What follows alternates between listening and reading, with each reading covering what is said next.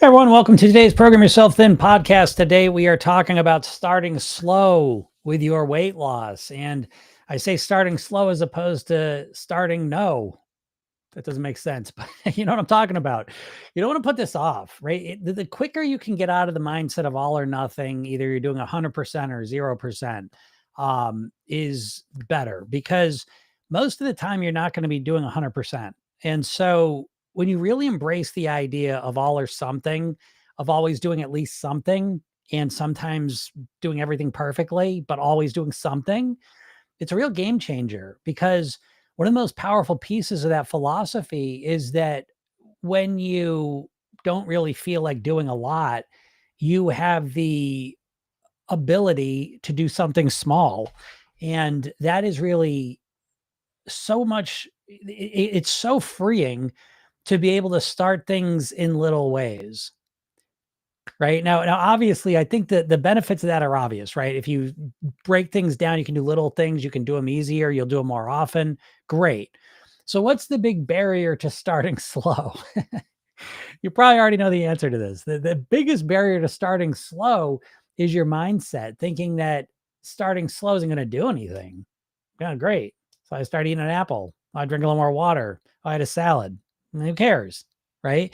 We've been conditioned our whole lives in terms of weight loss that if you're going to do anything, you're going to do intense stuff so you get fast results. And now you're in a spot where probably when you think about like the concept of starting slowly, doing something little in order to move towards your weight loss goals, it just feels unmotivating. It's just this idea, it's just not plugged in. It just kind of like, I don't know. Doesn't sound that exciting to me. So that's one of the biggest challenges of actually doing little things, is getting your mindset on board. And the way I would suggest that, please stop. My dog's stop licking. Can't concentrate that licking sound.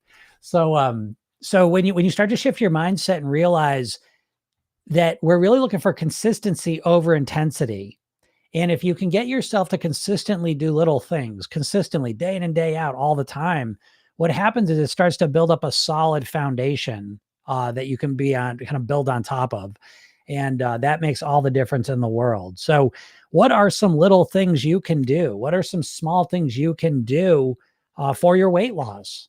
Right now, I'll give you a couple ideas. And again, these are may or may not fit for you. But when you start thinking about doing small things, it's not enough to just say, "Oh, I'm going to do." Well, so what are some little things? You could start going for a walk around the block. You could start eating an apple in the afternoon. You could start eating, you know, a banana for breakfast with some yogurt, whatever, make that healthier. It doesn't matter, right? Anything small that you've thought about. But what I want you to realize is when you do something small, it's easy. You can do it. You could start it easily. You can keep it up pretty easily. If you fall off track with it because you forget, you can get right back on track with it relatively easily. And so the way you want to kind of imagine it in your mind is you want to imagine, I think, like a cable. Like when you make a cable, you take a bunch of small wire and just wrap it around itself. And eventually it becomes a thick cable. And eventually you have a really strong cable that can't be broken. And so I like to think of my weight mastery as the same type of thing, that I keep I keep weaving the easy, simple wires around. And eventually, it turns into a kind of a thick cable of behavior, of thought, of lifestyle that gets me and then keeps me at my goal weight. You see? So I'm looking, that's one of the big differences here. A lot of times with weight loss, people think they're going to do things to lose weight. I'm always thinking about how can I do things to be at my goal weight? Does that make sense? There's a big difference there because I'm thinking foundationally up. I'm looking, what's the foundation I'm built upon? And I want the foundation I'm on to be small, sustainable, easy for me to do things that, again, get me the results I'm looking for. All right.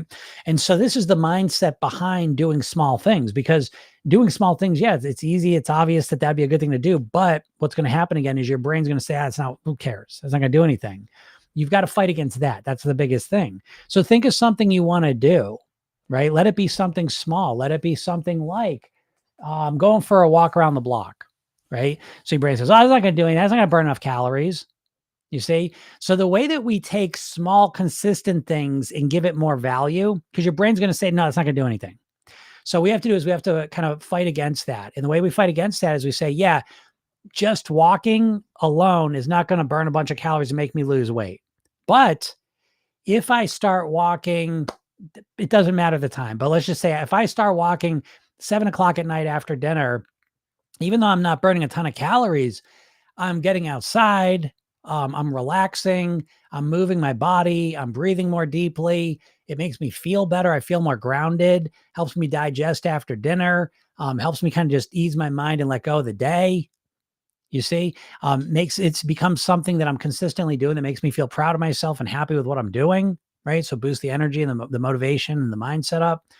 And so this is how you take small things and give them more value and meaning. You see, as you start to zoom out and look at the big effect it's going to have. Because here's the thing, right? So it's like if you commit to the gym every day for an hour and a half, well, obviously in the short term, that's going to give you great results if you do it. But let's be honest, you're not going to keep that up long term. Okay. So a lot of times what we've been trained to do is look at what are the results I'm going to get in the next week, the next month, the next couple months. And it's hard for us to think anything beyond that. So the secret with small little things is that we have to extend the time frame, which is easy to do because these are easy things to do. That's the secret. And so the value doesn't show up in the first week, the first month, the first couple months. The value shows up a year from now, 2 years from now, 5 years from now, 10 years from now. And so again, we really need to start focusing our mind further into the future, because diet marketing has conditioned you to think about weight loss in a very, very, very short time frame. And so as you begin to extend that, it makes it easier for you to value and appreciate the little simple things you can do. Because of course they start to weave together like that cable. And before you know it, you have a fully formed kind of lifestyle and eating behaviors that are comfortable. And that's the secret. So we're basically trading fast, instant results for long-term comfortable results. And that's the pattern there. So hope this helps you out. And if you ever want to go deeper into this process, click the link in my bio, get the free hypnosis session, watch the video I made for you, read the emails, all that stuff's free. Got a goal weight quiz I give you as well. A bunch of free stuff for you. So go check that out. And if you have any questions, feel free to ask them. I apologize if Instagram's still having some issues. I know I can't tell what's going on with Instagram. It freezes me up. People say they can see me. I'm getting a warning message on it. So apologize if that's the case, but here we are. What's up, Jen? Jen says, hi, Jim. My favorite thing about all or something is that it helps ease the guilt of making a poor choice. Do something good next and redo and rehearse. So much easier. Yeah, of course. Right.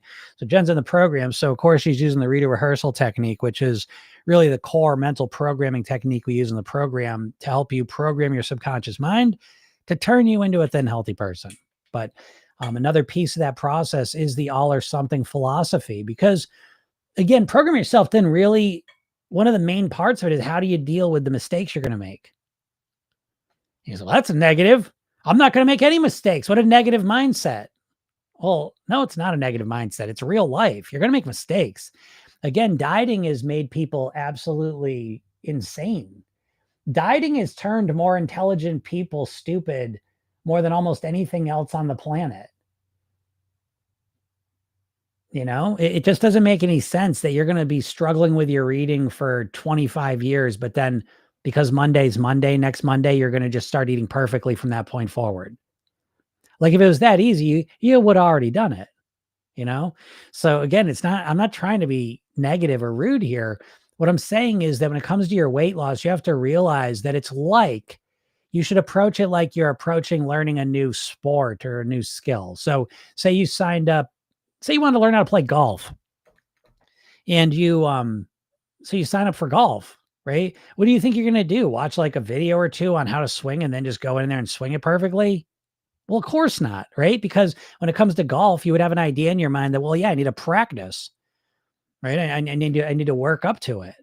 And it's the same with everything. You start playing the piano, you start playing a musical, any instrument, learning a language, learning a dance, learning to do martial arts, pick your thing. Anything you want to do in life, you start doing it and you stink at it. And what do? You practice. You keep practicing, getting better at it.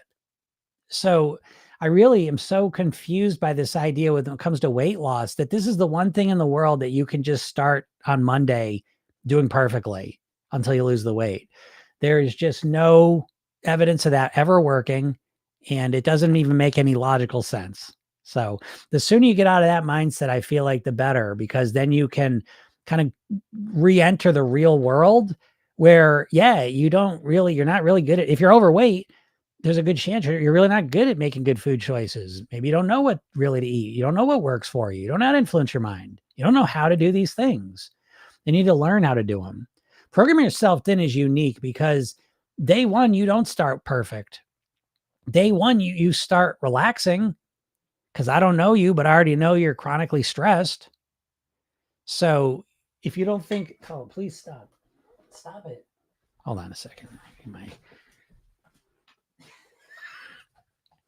My dog says she's so smart. It's just scary, but she said just out of reach that I can't reach her.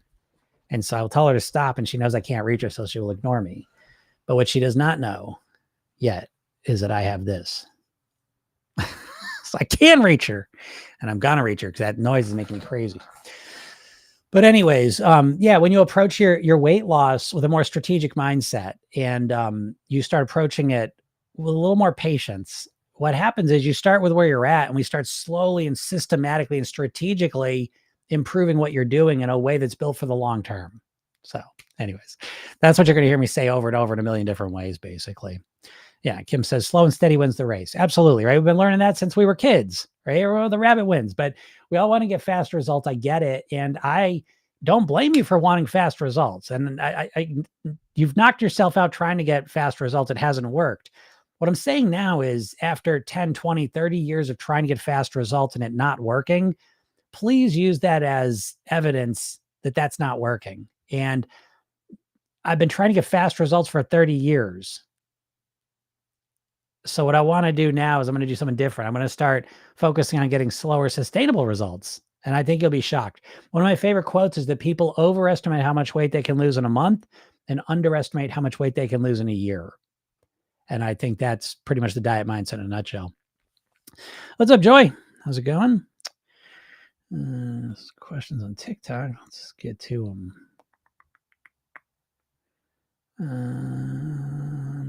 What's up, Nancy? How's it going? D says, where do I find the new blueprints? I accidentally deleted the email. D, you can just go into the program. You can go into Circle. You can go into the membership area. Click the link. What I would suggest is go to the Google link for now. Go to the Google document. Go there, and then you can copy it, and then you can export it in any format you like. Okay. Or just use it right there. But that's the newest one, because that blueprints, I would say that blueprints in its, I don't want to say final, but it's in its advanced draft phase, meaning I'm still working on it. And so I'm still updating it. So go to the Google Drive, and that'll be the newest one. I will be working on that for probably the rest of the week, get it finally solidified in. The editor's looking at it, and then it'll start getting designed, but it'll be the same information. So go check it out now, though, but it should be in your members area or in the Circle app. It's in there too. I can't see what the name is, but it says, why do I have times in which I lock in for maybe 1 month and I feel so motivated and inspired? Then I lose all motivation and fall into binging again. Because you're a human being living probably in America, or some area influenced by American diet marketing. And that's the same pattern everyone goes through. And that's what I'm sitting here trying to talk to you all about. So you stop doing this. Okay. Because the dieting mindset is that I'm going to change everything all at once. See, this is the thing. If you want to know, the diets are sneaky in the sense that they always seem so drastically different. So, you could be like, well, I did low fat for a while. That didn't work. So now I'm going to do low carb, and I'm going to do keto, and I'm going to do paleo. Now I'm going to do Weight Watchers. Now I'm going to try intermittent fasting. And you're like, wow, I've tried everything and nothing's worked. But the way I look at it, I'm like, you've done the same thing over and over again. So we talk about, I did low fat here and I did vegan over here. Doesn't matter. The diet philosophy is really not the main thing. Like the nutritional philosophy, the diet philosophy behind the plan, that's almost irrelevant. The main thing that makes every diet the exact same is how you approach it. And how you approach it is that, I don't care. It doesn't matter. Vegan, keto, low fat, low carb, intermittent fasting, Weight Watchers, counting points, tracking calories, doesn't matter. What's always the same every single time in those situations is you jumping 100% into the plan, 100% in. So Monday comes and no carbs, no fat, 1,000 calories, tracking every point. You know what I mean? Like it's this complete jump into it, right? Now, why does that happen? Typically because people get really upset. Eric, can you stop? Good Lord, it's nudgy today. It's just chewing on the bone. It's just annoying me. So this is what I'm saying. You have to make the distinction between the specifics of what the diet's telling you and the realization that every diet is doomed for failure. Because here's the point. What you're saying of, oh, I don't understand. How come I can lock in for a month and do everything perfect, and then a month later, all my motivation disappears and I binge like crazy, right? Everyone's got that same experience.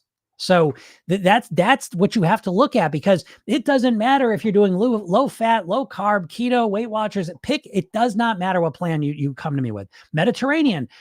There's a lot of good diets that I believe in, but it doesn't matter if you're going to approach them like a dieter. You're going to get the same results, which is this: that you do it intensely for a couple days, a couple weeks, sometimes a couple months, and then you end up all of it fades away and you go right back to what you always did. It's always the same story. So why does that happen? Because you're going at it 100% and you're putting everything into it, and then you get depleted and then you can't keep it up. So it's the strategy that needs to change. And again, that's what I'm trying to tell you with Program Yourself Thin, for example. I'm not saying you have to program yourself thin to utilize this, but it is about starting to approach things in a more strategic way. And I know people say, well, I want to lose weight fast, Jim. Fine. I know you all want to lose weight fast, but again, the big question is, what's fast weight loss? Is fast weight loss sticking to a really intense plan for a month and losing 20 pounds and then being unable to keep it up because it's just too overwhelming and stressful for you, so you put it all back on the next couple of months? Was that fast weight loss or was that no weight loss? You've got to start making that distinction, or else you're always going to be trapped in this impatience loop. Okay. So you need to realize that all my fast weight loss focus has actually prevented me from losing any weight. It's actually the slowest possible way of losing weight. Again, you've got to look at diets like a get rich quick scheme. That constant obsession with fast, instant results is the thing that's usually trapping you and getting no results and keeping you stuck. So yeah, it's why do I, can lock in for a month and then I can't? Because it's overwhelming. It's too much. People usually start their diets when they're really upset. Most people start their diet from a place of pain-based motivation. They step on the scale, they see a picture of themselves, they catch their reflection, someone says something rude, they go to the doctor's office, their clothes that they swore would always fit, now they don't fit, and they're really upset. So they're in this peak pain, negative mindset state. And they say, that is it. I got to fix this. And they jump into, again, doesn't matter. They jump into their plan 100% to fix it. And you can do that again for a couple of days, weeks, or months sometimes. And then what happens? You can't keep it up and you fall back into what you always do. That's what makes Program Yourself Thin different. And the philosophy alone, if you get nothing else, it's the philosophy that with Program Yourself Thin, the goal is not to lose weight. That's not the ultimate goal. The ultimate goal is to live at your goal weight for the rest of your life on near autopilot. It's a completely different goal. And it's a goal you've probably never articulated in your entire life. And it's because you've been conditioned to think like a dieter. And you've been conditioned to think like a dieter because dieting doesn't work. And the people that own all the big diets you're referencing are actually the food companies. Weight Watchers was owned by Heinz. Jenny Craig was owned by Nestle. Atkins Food Products is owned by the same company that owns Auntie Anne's Pretzels and Cinnabon. Slim Fast, owned by the same company that owns Ben & Jerry's ice cream. These companies do not want you to lose weight, and they do not want you to truly understand how to take control of your mind, take control of your eating, and be happy and healthy, because then you won't buy as much of their bullshit food or their diets. So it's pretty clear to me why there's such issues with this. There's tons of money being made off of people being overweight, unhealthy, and unhappy. So, Melancholy, what's up? Melancholy says, I want to make peace with the reality that I'm not likely to give up sugar anytime soon. It's always around me, and saying a hard no to something everyone around me is having just seems like prison. I know it's not healthy to binge on it, but to realistically enjoy life within healthy limits is crucial. All or something is a great lesson. 3 simple words that mean so much. Yes. Melancholy just hit the nail on the head, and I love it because you made it really specific. I want to make peace with the reality that I'm not likely to give up sugar anytime soon. God bless you. Congratulations. And I suggest all of you get on board with that train. Now, it's, no, sugar's bad. I got to get rid of it. Okay, fine. Get rid of it then. Get rid of it. But if you don't get rid of it by next week or the week after, can we talk about it? Is that fair? I find a lot of people live in a perpetual state of getting ready to give up sugar, getting ready to give up pizza, getting ready to give up all the foods they love. Perpetual state. You could live your entire life getting ready to give up these foods, and it never happens. And yet, dieters are so within the delusion that they'll be like, well, I'm gonna. Well, Jesus Christ, it's been 30 years and you haven't. I mean, yeah, but I'm going to.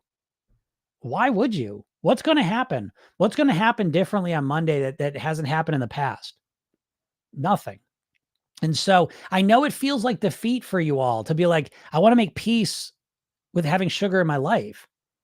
I'm not likely to give up sugar completely. God bless you. I'll give you an example of what I say all the time. I always tell people, I'm like, I don't want to be the healthiest person I can be. I'm a healthy person. I'm absolutely in the top 5% of healthy people on the planet, I bet.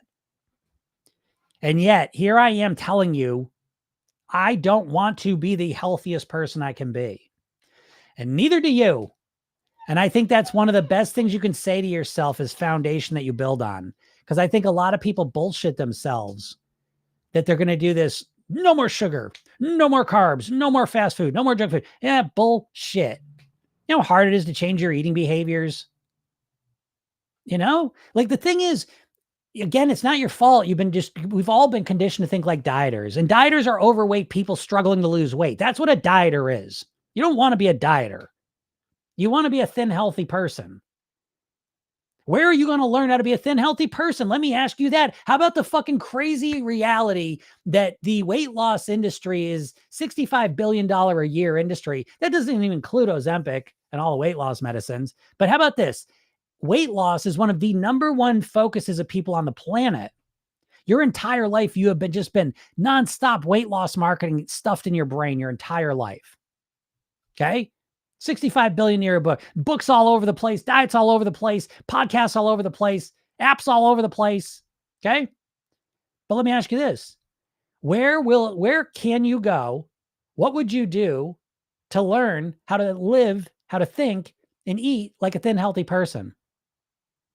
Where would you go to learn how to become a thin and healthy person? Not how to lose weight.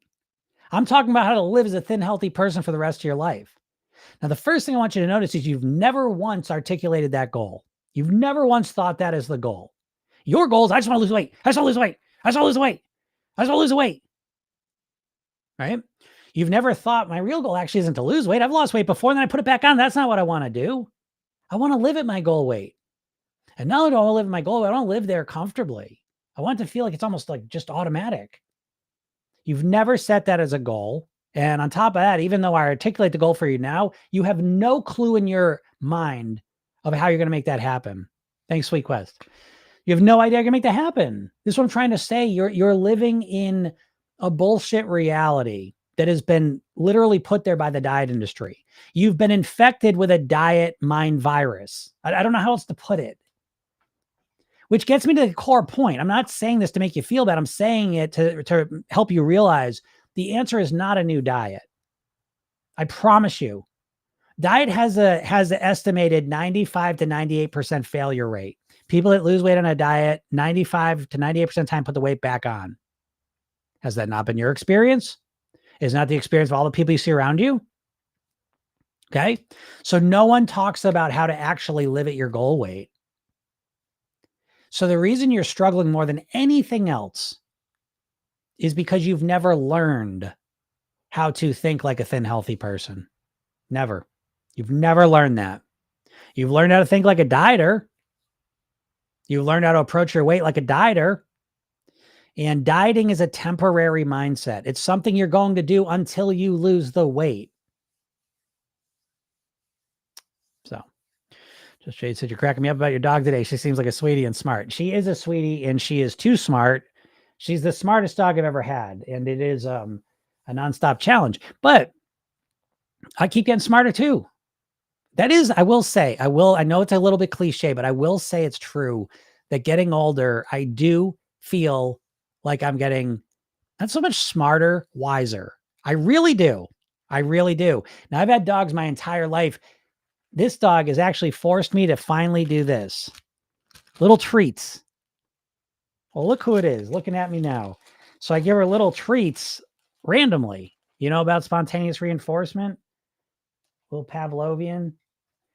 So I finally did it, right? Have I been told to do this before? Yes. Have I done it? No. But that's another part of what I'm talking about. You know, even hearing something and being able to just do it is not really how things work. We need reinforcement systems. But anyways, yes, my dog is she's too smart.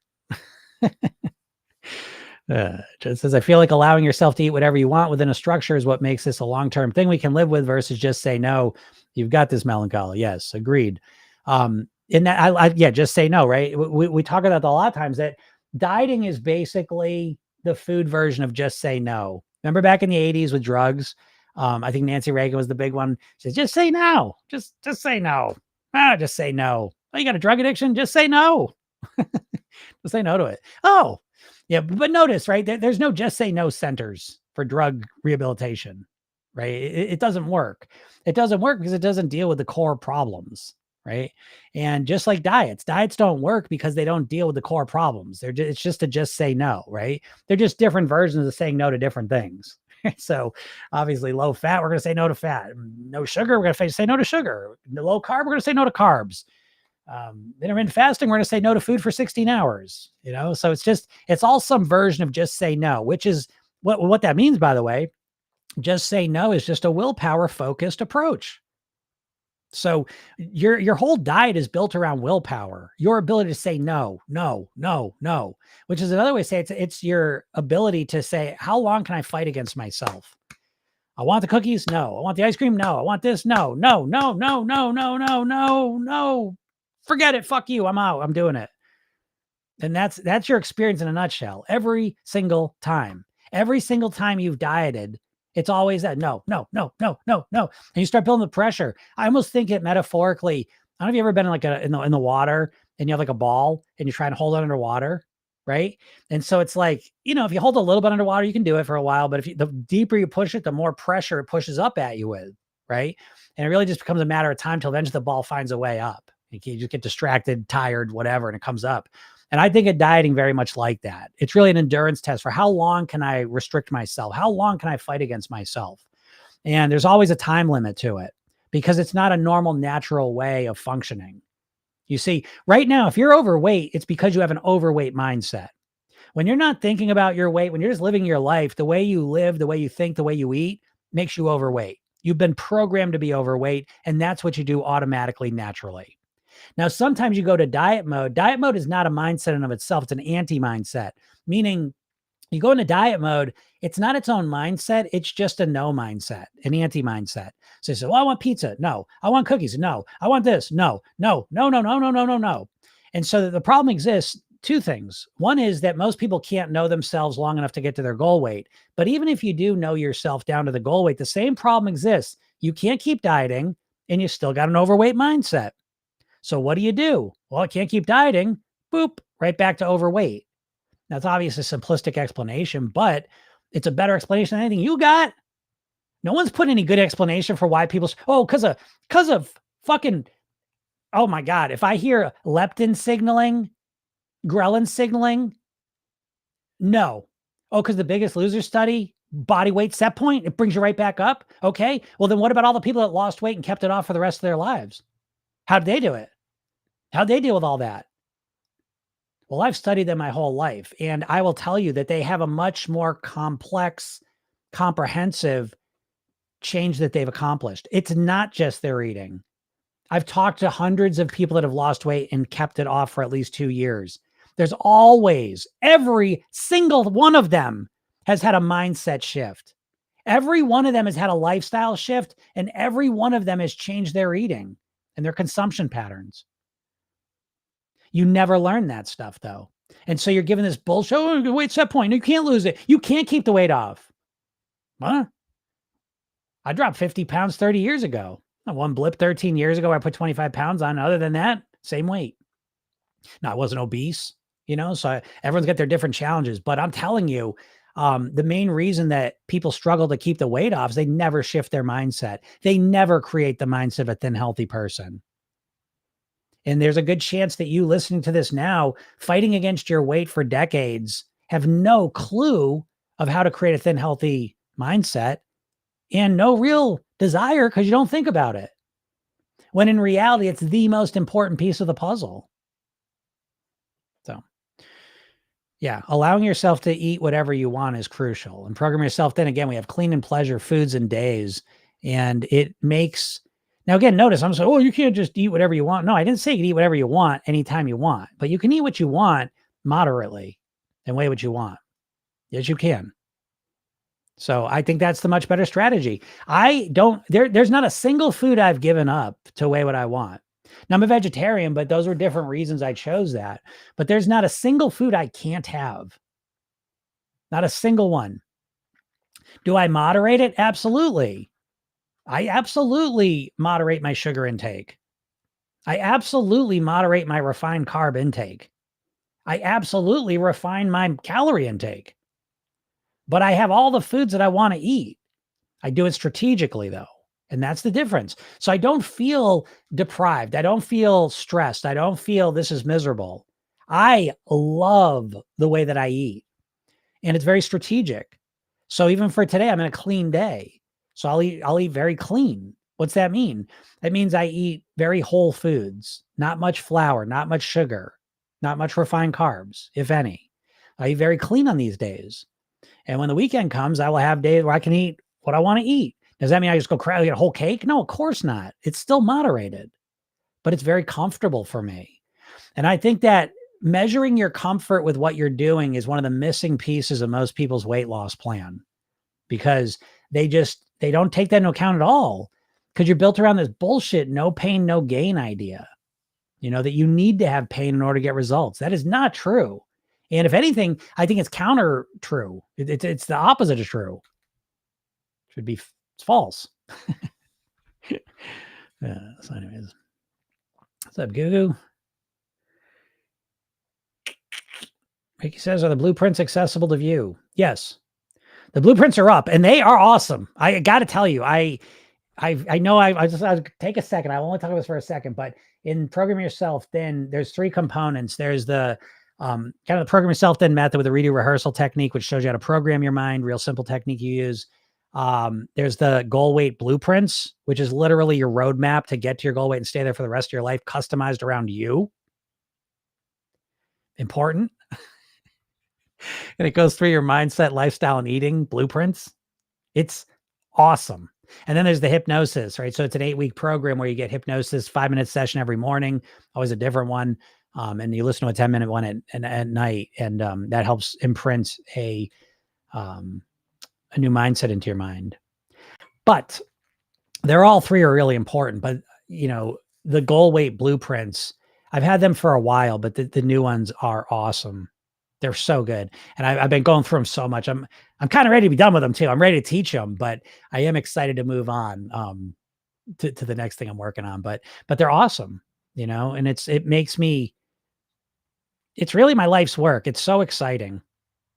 And I can't wait. I'm putting into a book too. So you don't even have to join the program to kind of learn about the contents of the blueprint. It won't have the questions and everything else because you need the training for that. But I will basically lay out the entire system, the entire Program Yourself Thin system. I'm putting into a book and I'm going to sell that book for nickels. And that'll be available to you, I think, by the end of the month. And I know I'm notorious for missing deadlines, but I've got so much of it finished now and I'm in the flow with the whole thing. And it's so exciting for me. It's going to be a real shift for me because this is the first time I really had everything organized and put in the best way possible. So anyways, the blueprints are available. So again, you can go into the Circle app. You can go into the members area. I would suggest going to the Google document link. Use that for now.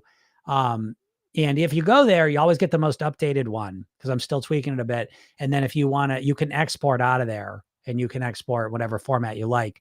And all that stuff will be there eventually, but it's in the Google Docs right now, the newest ones. So go check that out. Money says, I think I'm addicted to it. It makes me sick afterwards. I really need to stop. I'm not sure what you're referring to. Maybe it's sugar.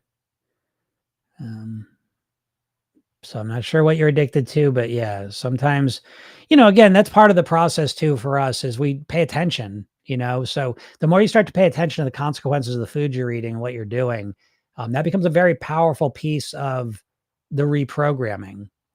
Part of changing how you eat is changing how you think, and specifically around foods. So again, this is another reason why dieting doesn't work. When you go on a diet, I'm just going to pick ice cream, for example, but you can put literally whatever food you may struggle with. And so let's just say you eat a lot of ice cream. You say, okay, I want to lose weight, so I got to stop eating ice cream. And so you say, that's it. I'm going to stop eating ice cream. But you didn't change how you think about ice cream at all, right? And listen, if you eat a lot of ice cream, insert whatever food you may struggle with, whatever food you eat a lot of, the reason you eat a lot of it, the primary reason you eat a lot of it is because of the way that you think about it. You think in a very simplistic way that eating it is going to give you more pleasure and less pain. And if I don't eat it, it's going to give me more pain and less pleasure, which is real simple. And so it's important that if you want to, lower your ice cream consumption or whatever food it is, that you also change how you think about it. And dieters never do that. They just think about a certain way. They just say, willpower, come on in. Meanwhile, the way you're think about it metaphorically, right? So think about like the way you think about the food is like the gas pedal in your car, and your willpower is like the brake, right? And so the way you're thinking about the food is like your foot's all the way down on the gas pedal. And instead of easing your foot off the gas pedal and then onto the brake, you're keeping your foot pinned onto the gas pedal and then just trying to use the brake to stop yourself while your foot's pinned down to the gas pedal. That's how most dieters approach changing their eating. They just try, now come on, willpower, fight against this craving. Well, how are you generating the craving in the first place? So once you start to look at the foods you're eating, it's very interesting because a lot of times the food you're most addicted to, my definition of addictive is when the thing that's causing you the most pain in life, you think is really pleasurable. So a lot of times just clearing the lenses of your perception and seeing these foods for what they are, focusing more on the consequence phase of them, is very transformative because you naturally start to reduce cravings and desire for those foods. And so now, instead of just needing a ton of willpower, you've reduced the cravings and desire, and that is the thing that's causing you to consume less of it. That's the path I'd rather follow. Now, I'm always going to use willpower. I mean, willpower is great, but I don't want to rely exclusively on it. I don't want to keep my foot on the gas pedal while I try and stop the car with my brakes. I want to ease off on the gas pedal. I want to think about these foods differently. So again, huge component that dieters just ignore, I guess. Amani says, when I was fasting and had no sugar, I felt so alive. Yeah, I get that. But again, you got to watch out for too, like challenge mindsets. And believe me, I know I've done as many challenges as anyone. I was a raw foodist. I've been as obsessed with this shit as anyone. But I think that again, fasting and no sugar do feel good. But for most people, that's going to be just a short-term temporary state. And they say, oh, no, that's not true, Jim. I'm going to live the rest of my life in that high. Oh, yeah, maybe. And if you can, then ignore me. I'm not saying I know you better than you. But what I am saying is if for the last 3 years you've been trying to fast and get the sugar out of your life and you haven't done it, then why don't you consider that there's a gray space that you could start cutting the sugar down, having some periods of fasting times. Again, all or something. That's the core philosophy of Program Yourself Thin. In contrast to all or nothing is all or something. And I find a lot of people, the all or nothing, they do the all, you did it sometime when you were in your 30s or 20s. I mean, maybe 30s, but in your 20s, you did some crazy diet or some crazy fasting or crazy whatever. And you went like absolutely all gung ho with it. And then the next 20 years, you try and get back to that place, and it's like, that's one way to go about it. But another way to go about it is to say, I'm struggling to get back there. So I'm going to start reducing the sugar. Periods, windows of fasting. That's made me a lot more comfortable, and it may kickstart the process. And you may never get back to the full fasting sugar-free thing, but you could feel 60, 70, 80, 90% better as well. And that's something. Lovely French chick. I eat overall healthy and crave healthy foods, but I eat too much of them. So the calories add up. How to stop. Yeah, that's great. Well, again, yeah, I printed the whole Google Doc blueprint, 114 pages. Yep. Helps me see it on paper and physically write in it, highlight and underline. Agreed. Which is why I'm getting it designed. So again, like I said, I'm kind of working on the final draft right now. It's going off to the editor and then it's going to get designed. And once it's designed, which will take a couple weeks. So I say by the end of June, the blueprint will be completely finished in its design state and then it will be available. I'm going to get printed copies of it. So if you do want a printed version of it, that'll be available. And I don't know where the price will be, probably somewhere maybe 20 to 30 bucks. I'm guessing if you want that, you can just print it out too. That's another option, but I just want to let you all know that's that. Cause I'm a big physical person. I like physical books and I would do the same thing, highlighting, writing in it. I love doing that. So there is a digital version, but there will also be a physical one. But okay. So yeah, the calories add up. So great job, lovely French chick. The first step is awareness. And that's one of the hardest awarenesses to see. The licensing effect is that a lot of times we start improving the quality of our food. I'm eating healthier. How the hell, why am I not losing weight? Well, because you can eat healthy and still eat the same amount of calories, right? But great job because you are in a better spot now. Okay. So nice job adding adding the healthier foods in and nice job realizing that I can still eat too many of those. So super job. So right now, lovely French chick, it's really the awareness. And specifically what I would do, because we don't want to overwhelm ourselves, is look at your highest calorie habit. So you, lovely French chick, could go literally right down. This is the cool part. I cannot wait to show you. This is what I'm excited about. I'm gonna let you know is that I cannot wait to get on these lives and have my little blueprint. It's called your blueprint, your goal weight blueprint, by the way, because it's for you. But I'm going to have mine and I'm going to show it to you. And I'm going to have it here. I'm going to go through it. I'm going to say, oh, right here. I'm going to show you the little things. I'll show you little pieces of it. And so what I would say for you, lovely French chick, is you go right down to the eating blueprint and you go right down to your highest calorie habit. And you start focusing on the habit that shows up multiple times a week or daily and the habit where the most calories are coming in. And then you start optimizing it. And the good news is because you're eating healthier whole foods now, one of the easiest ways to reduce calories is to shift from calorie dense foods to low calorie dense foods. So a calorie dense food, and I was thinking I got to do a video on this.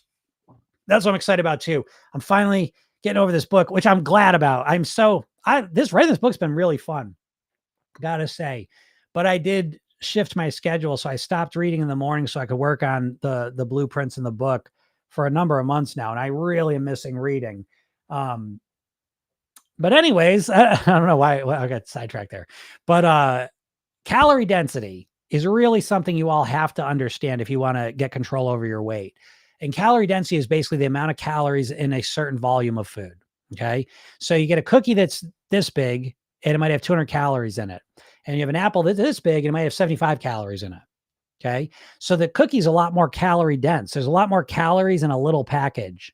And if you have a salad, you have a salad this big that might have 200 calories in it. So it's important to understand that what makes you feel satisfied is not just calories, it's volume of food. It's nutrients, it's fibers, other things too. But one of the big things is volume of food. So one of the easiest ways to lose weight is to figure out the most calorie dense foods you eat and replace them with less calorie dense foods. And when you do that, what happens is you're lowering your calorie consumption, but you don't feel any hungrier. That's the I think that's the secret, you know what I mean, to really changing your eating. So yeah, that's what I suggest. Oh, there we go though. But she writes in, sushi's my downfall for me, specifically raw salmon sashimi or sushi, which includes white rice, but no sauces, no fried, just raw salmon and white sushi rice. Yeah, okay. Maybe it is, maybe it's not. That's the first step, right? Again, I don't say this to bust your chops. I do this to myself too. We all have to develop awareness. We're just by nature not good at awareness of calories and foods. That's just the first thing. Okay. So we always want to go into it kind of skeptical of ourselves a bit. But so first thing is I want to validate that. Is it really the sushi? Is sushi really the main thing? That's the first thing I'm at. Oh, I'll eat it 5 times a week. Okay. It's the main thing. It could be the main thing. Yes. So what I would look to do is now again, this gets a little more complicated. Um, with sushi specifically, it's unique because of the white rice. And it's not so much just the calories as it is a lot of times the way those calories interact in our bodies. So sushi rice can, not always, not with every person, but sushi rice definitely can have the potential to spike blood sugar. And as soon as you spike blood sugar, now you're on the roller coaster. And so my question would be if I were you, and again, the first step, you got some awareness uh that you've got now, which is great. And now I want to validate it. So what I'm looking at, say, okay, I'm eating sushi here 5 times a week. The white rice is my first thing I'm focused on. And I'm worried though that I'm doing that and then I'm getting hungry afterwards. Somewhere in the ballpark, I'm eating more in some relation to eating that. So what I'm saying is my first, and now again, I don't know. It could be the amount of sushi you're eating, obviously. But the next thing in my head is I'm saying, okay, what's the collateral damage of eating sushi, specifically white rice, 5 times a week? And what that could show up as is hunger in other areas.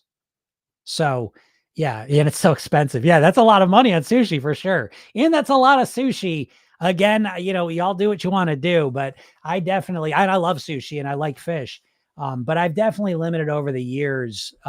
Salmon, I will eat sockeye salmon. The rest of the salmons I watch out for. Sushi. Oh, shit.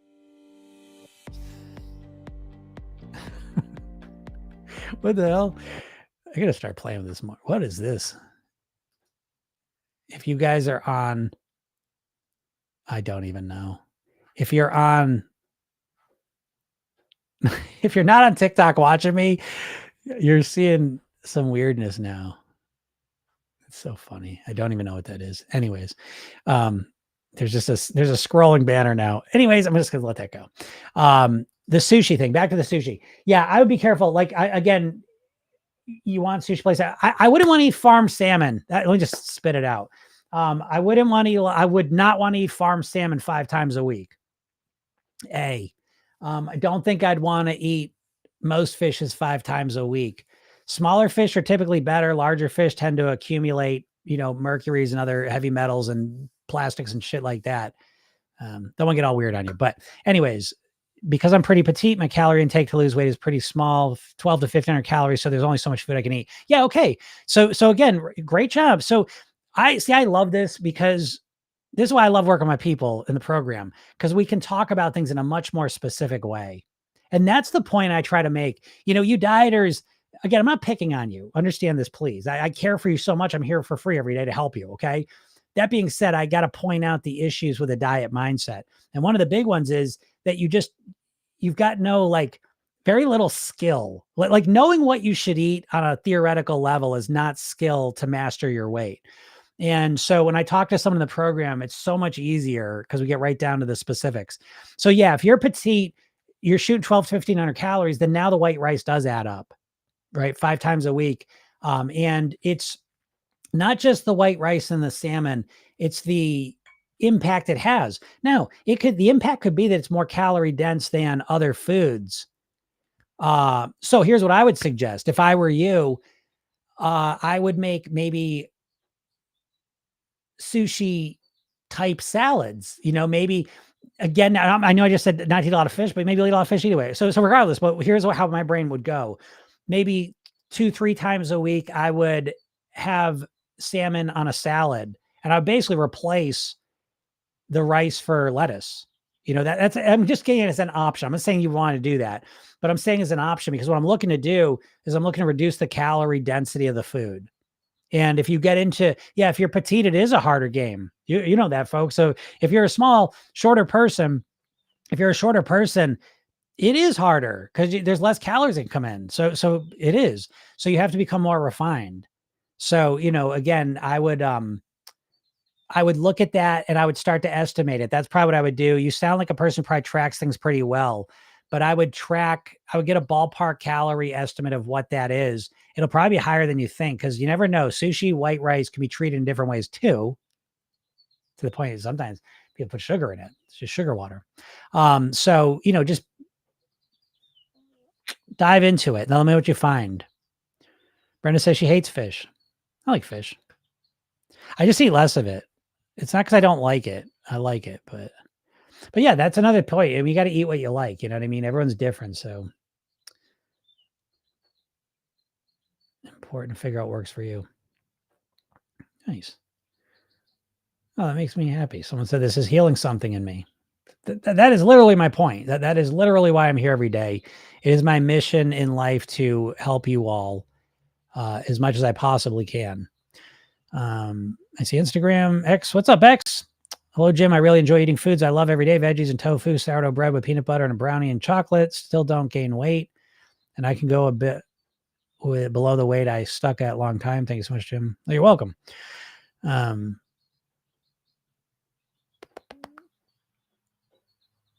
Oh, look at that. Yeah, I made brownies instead of buying them so we know it's in our food and not processed with additives. Yeah. Yeah, you're always better off making your own food, no matter what it is. Again, anyone that's selling you food that's their business model. And what sells food is usually a lot of calories, and they're always looking to make the biggest profit. So they're putting the shittiest ingredients in half the time. And that's what I was going to say earlier. I want to say this is that my daughter went to Crumble Cookie yesterday. I don't know if you know about Crumble Cookie.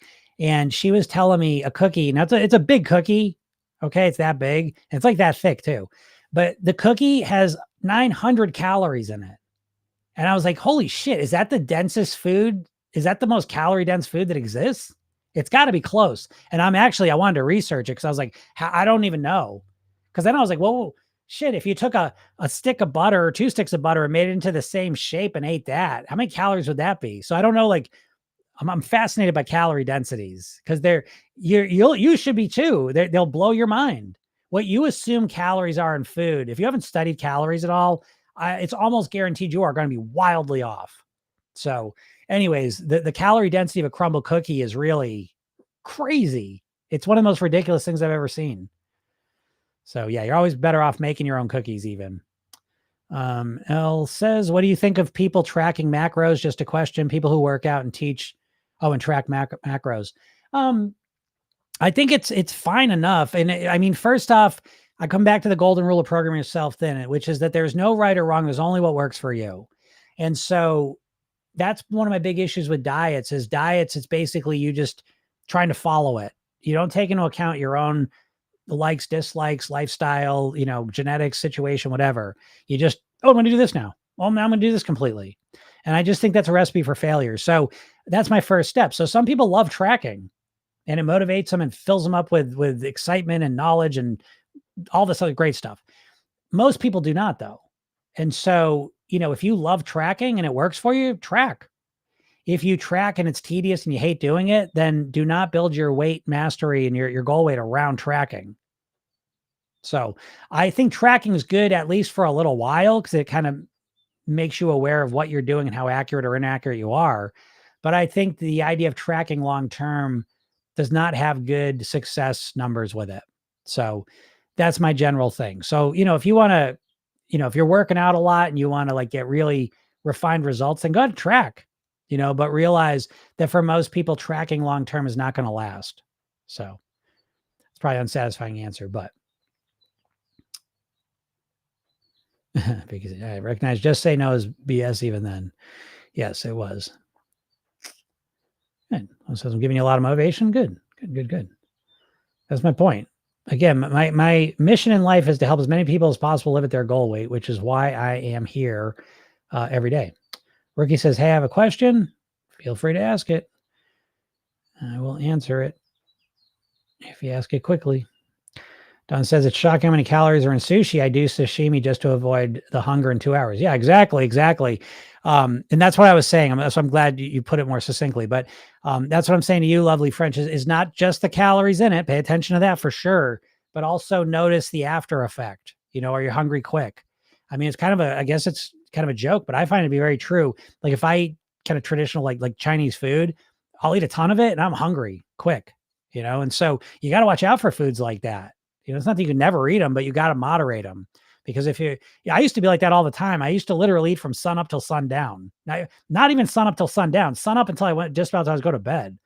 And so, hunger is fascinating. And a lot of us have this crazy idea. And I did too. So I'm not making fun of anyone, but it's really wild for people to think that the main thing that satisfies their hunger is calories.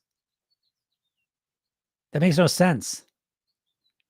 If calories were, and now don't get me wrong, I mean, calories play a part, obviously, but calories are not the main thing or the only thing that satisfy your hunger. If that was the case, no one would be overweight. You'd eat calories and you'd be satisfied and stop eating until you're hungry again. But that's not what happens. What happens is we eat a ton of calories, a shit ton of calories. And ironically, sometimes the things with the most calories in it make us the most hungry. Yeah, you don't believe me? Come on over when I make some Toll House cookies.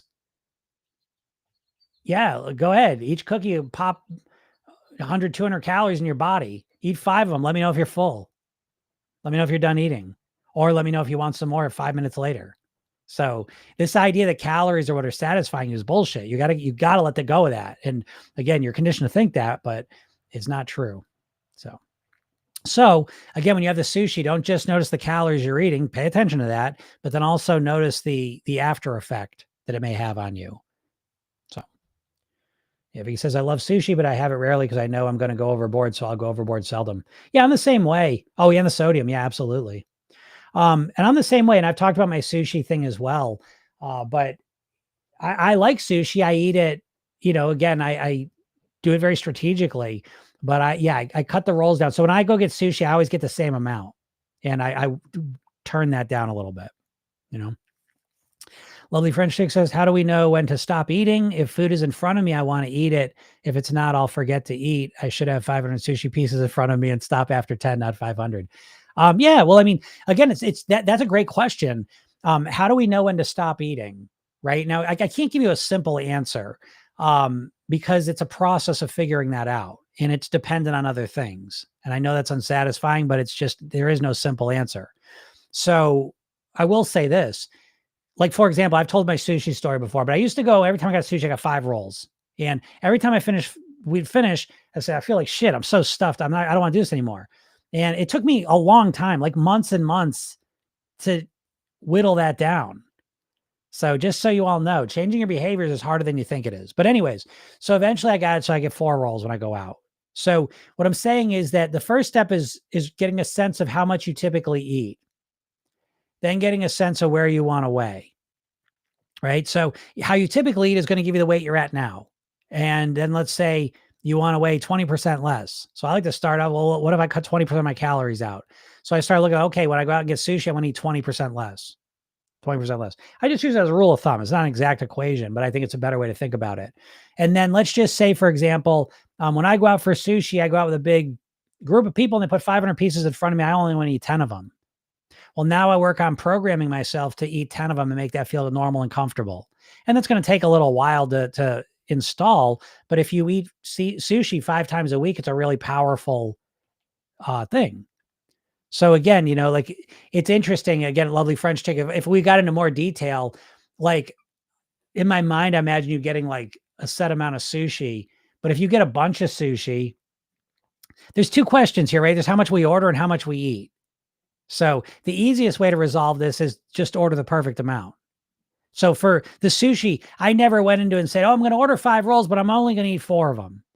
A, that would be a waste. I wouldn't want to do that. But B, that would be a lot harder than getting the ordering under control. And the ordering was harder to get under control than you would think. I can go into it now. But anyway, so to me, it's like I fixated on the ordering 4 rolls. Okay, I'll go into it just a little bit. So because I want to make this point that, again, with dieting, people, they just make it seem so simple. So as if you're going to go on a diet, you want to lose weight. So now you tell me, oh, Jim, you want to lose weight? Just when you get sushi, just order 4 rolls instead of 5. Okay, that sounds simple. I get it. Now, I've been doing this for a long time. This is literally what I do day in and day out for really 20 years. And I've been focused on this obsessively for 30 years. So let's just say, I don't know when it was, 5, 10 years ago. I don't remember. I wanted to get a handle on the sushi. First steps that had dawned on me. Oh shit, I'm getting 5 rolls. I don't need 5, I can get 4. Okay, great. And then I went, got sushi next time, and I finished my 5 rolls. And I said, oh shit, I feel like shit again. I should just get 4 of these rolls. 4 rolls would be perfect. And then I left, I come back, I get sushi the next time, I get 5 rolls. I finish them. I said, Jesus, I feel like shit. I really need to get 4 rolls. That's what I need to do. I come back, I get 5 rolls. So this goes on a bit, but every time it happens, I don't feel like a failure. It's just reinforcing. I got to remember this. I want to remember this. I want to remember this. Now, finally, I walk through the door, I say, that's right. Okay, I'm going to get 4 rolls when I go. I'm going to get 4 rolls. That's what I want to do. I sit down. It's time for me to order. I'll have 5 rolls, please. Why? Because I'm panicking on the inside. This may sound silly to you, but this is my story. This is true. I sat there and I said, okay, I'm going to have 4 rolls this time. I'm getting ready to order 4 rolls and I start panicking. What if it's not enough? What if I'm still hungry? 5 rolls. Finish them. I feel like shit. I wish I got the 4 rolls. Going again. I'm going to get 4 rolls this time. 5 rolls, please. What, Jim, what are you doing? I feel like I'm not going to have enough food. I'm going to freak out. Finish the 5 rolls. Too much. I wish I get 4 rolls. Come in eventually. I'm going to get 4 rolls. 5 rolls, please. Right? But I can't go back. I said, what can I do different?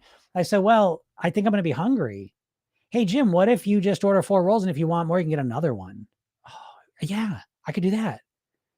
Okay, go in there. Let's get 4 rolls. If you want another one, you can order another one. Can I get 4 rolls, please? Please, let me get 4 rolls. Take it quick before I order another one. Bring it, eat it.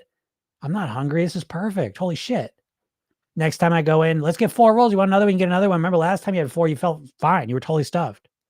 4 rolls, please. That's the real process of change, folks. And you never get to hear that because that's not dieting, right? What are you, a fucking idiot, Jim? You an idiot? You got to keep going in and remind, you can't remember 4 rolls. You can't just order 4 rolls, Jim. You just don't want it enough. No, I wanted it. I just forget. You do what you do for reasons, folks. And real change looks a lot more like that than it does. Oh, just order 4 rolls. Oh, just order 4 rolls from now on. You know, dieting's always oversimplifying everything. And the big problem isn't that it's oversimplifying things. It's that it's oversimplifying things. And then when it doesn't work for you, you fucking blame yourself. That's the big problem with dieting. I'd have no problem with dieting if people dieted, it didn't work, and they said, dieting doesn't work. I'm going to move on to something else. But that's not what people do. They say, I don't work. I need to do that diet again. And I need to do it better. And they just keep running around the same diet bullshit, always blaming themselves. But if you start to blame the strategy, you'll be more on track. Hope that makes sense. Jody says, my recovery after sushi is at 7 days. For some reason, it just affects me and I hang on to the weight. Yeah.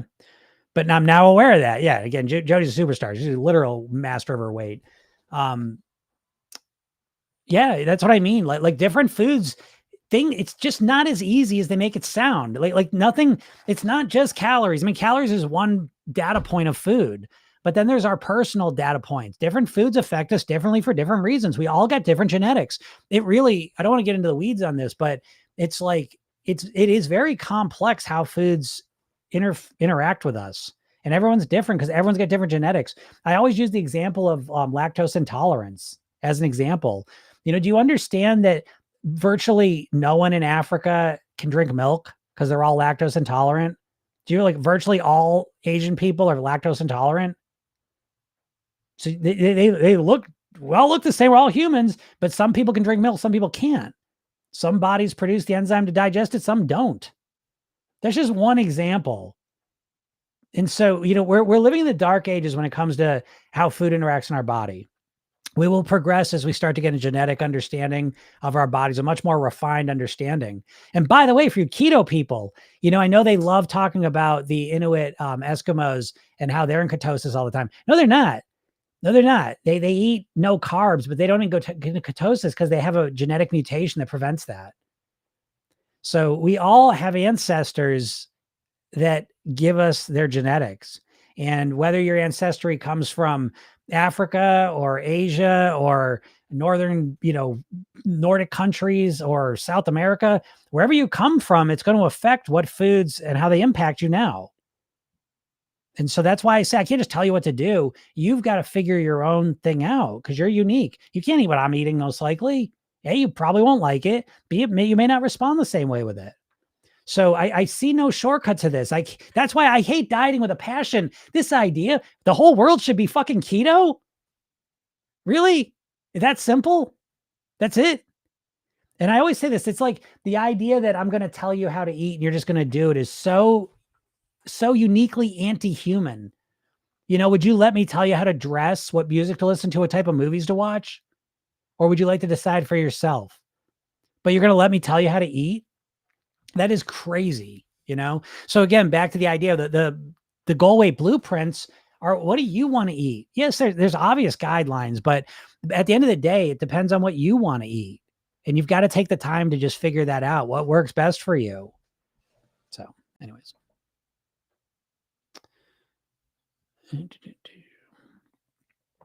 Yeah, one crumble cookie is equal to a Big Mac and fries. Yeah, it's crazy. Again, I got to look into that because I do not even know. I don't like, even like I said, if you just had a cookie made out of butter, I don't even know. Like, would that even be 900 calories? I don't know what they're putting in these things, but it's kind of ridiculous, you know? And so for me, it's funny. It's there. It's a little much for me, to be honest. I mean, the whole thing, I eat very clean. And so it's really not even that enjoyable to me. But even if it was, I mean, I'd put a big barriers around. That's how I'd never do it. But you know, I mean, good Lord, what are we doing? 900 calories. Yeah, they're a little much, right? Sandra says, what do you think about meal prep? I thought of prepping my food for a week for X when I'm not hungry. Oh, for example, when I'm not hungry. I think that's a great idea, Sandra. I think meal prep is one of those things we use in the program. I like to call it meal planning. It's not the diet meal planning, but it is basically having some structure to your eating. I think is absolutely essential. I think I don't think you'll ever be able to live at your goal weight if you don't structure your eating in some way. I don't mean it has to be some strict diet. I do not mean that, but I think there has to be some structure to it because your hunger is a very psychological thing. And I think that this is one thing you got to do is structure your eating to some degree. And part of structuring your eating is the logistics of it. Absolutely. I think that, you know, this idea that you're just going to decide in the moment when you're hungry is terrible in this environment because there's too many fast, addictive, hyper palatable options available. So to hold yourself to the stand, you're gonna have to always fight against yourself making the wrong decision in that situation. I think is just bad strategy. So I think meal prepping is wonderful. I think where it becomes a problem is people do too much and becomes overwhelming. So I think meal prepping is great, but also while you're thinking about meal prepping, be aware of how do you feel? If you start feeling overwhelmed by it, if you start feeling frustrated, stressed out by it, ease off from it. Okay. So maybe meal prep a day or two. Do you see what I'm saying? The whole week's a long time. If I would start, again, this is what we do in Program Yourself Thin. We pick a day, a fucking day, a clean day. Clean day. I want to lose weight quick. I'm a clean month. I'm going to eat clean from now on, Jim. Good luck. Good luck. Good luck, you know? But me personally, I'd rather do things in a way that's built for long term. So I would suggest meal prep for a day, 2, 3 days at most when you're not hungry, because that actually, I'm not going into the science of that now, but it's all dopamine related. What food you eat and what food you decide, there's a lot of science behind that. And just the simple explanation is that when you structure your food, like I know, for example, in a few minutes when I get off here, I'm gonna have a salad. Every Monday through Thursday for lunch, I have a salad. So I don't even think about it. I just do it. Now, because of that, though, I'm not feeling disappointed if I don't get pizza for lunch or have a sandwich or have some chips or whatever. That's not even part of my mind. I don't even have that there.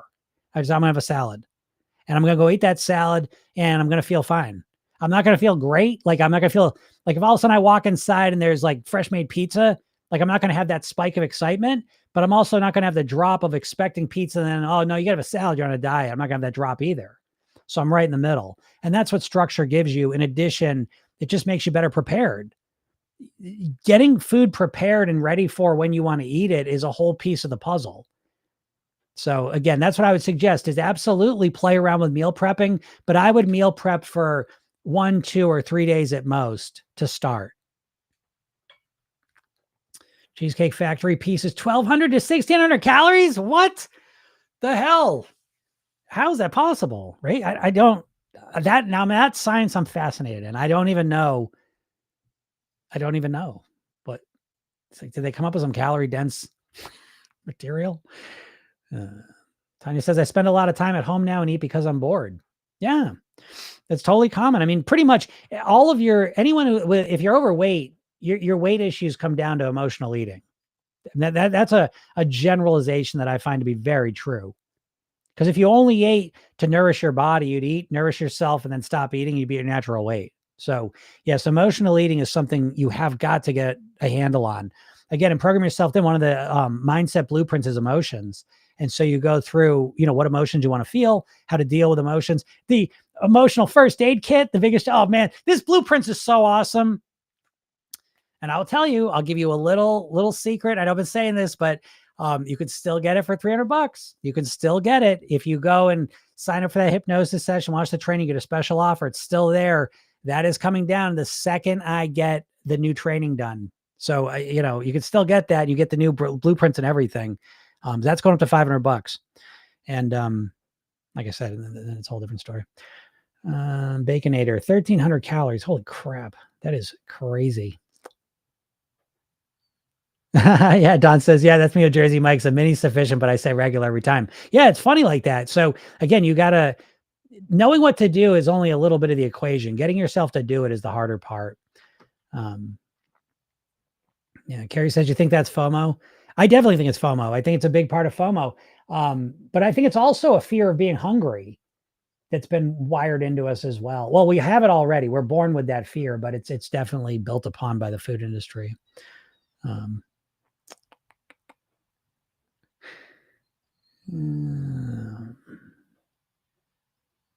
How do you get out of comfort eating?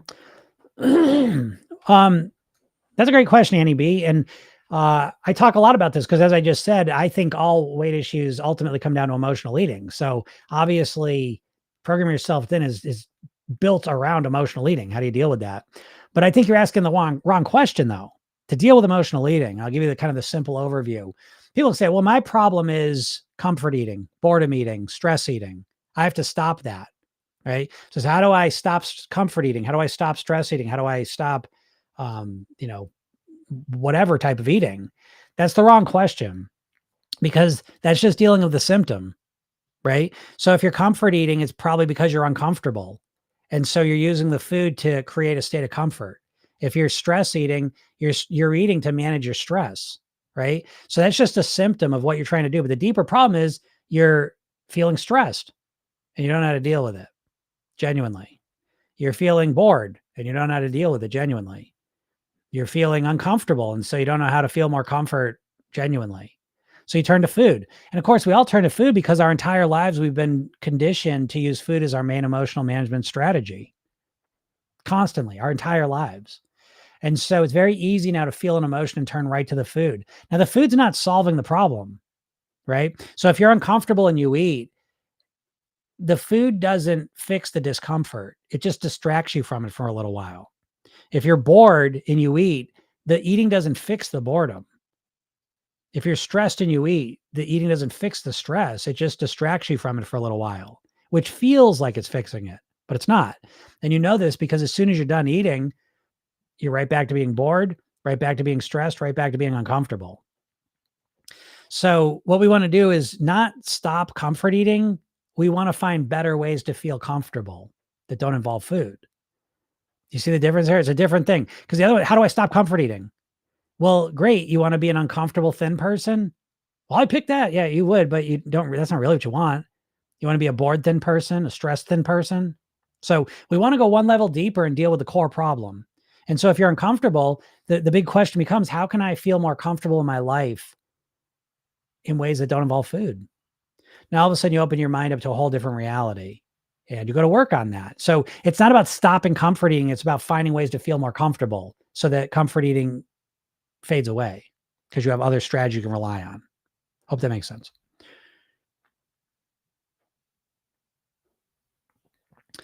Don says, I moved my salads to dinner and am now having the bigger meal at lunch. It's been a game changer. That's a great strategy, Don, for sure. That's a great one. Melancholy says, had to take a call and missed so much of this one. Can't wait for the replay, but hope to see the comments. Sometimes they're not there. Yeah, I know, because the comments, they come in different. I'm streaming to a bunch of different places, so they kind of come in different spots. So yeah, but I read the comments anyways out, so at least you'll hear me say them. Lovely French chick says, what do you think of food combining? You eat protein with vegetables or carbs with veg, but never carbs with protein. Perhaps that's diet though. I have never really gotten too deep into that, so I can't really comment on whether that would help you or not. And that's kind of a deeper point anyways. I don't know. Different things are helpful for different people. So I would never give you a blanket answer. I would say experiment with it and see how you feel.